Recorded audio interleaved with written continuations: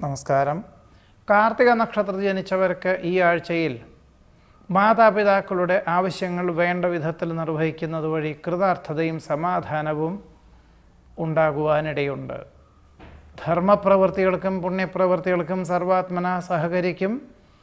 കുടുംബത്തിൽ ഭക്തി അന്തരീക്ഷം സംജാതമാകുവാനിടയുണ്ട്. ശാസ്ത്ര പരീക്ഷണ നിരീക്ഷണങ്ങളിലും മത്സരരംഗങ്ങളിലും അനുകൂലമായ വിജയം കൈവരിക്കും. പഠിച്ച വിദ്യയോടനുബന്ധമായ ഉദ്യോഗത്തിന് നിയമനാനുമതി ലഭിക്കുവാനിടയുണ്ട്. ചിരകാല അഭിലാഷപ്രാപ്തിയായ വിദേശയാത്രയ്ക്ക് അനുകൂലമായ അനുമതി ലഭിക്കും.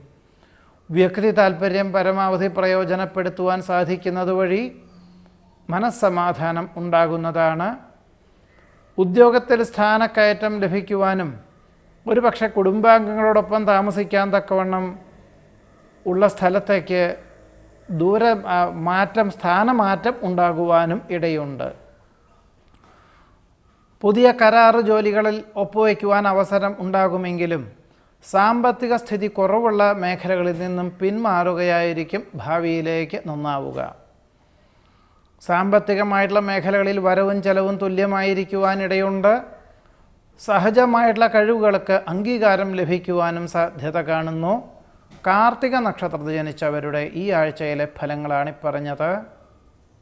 നമസ്കാരം.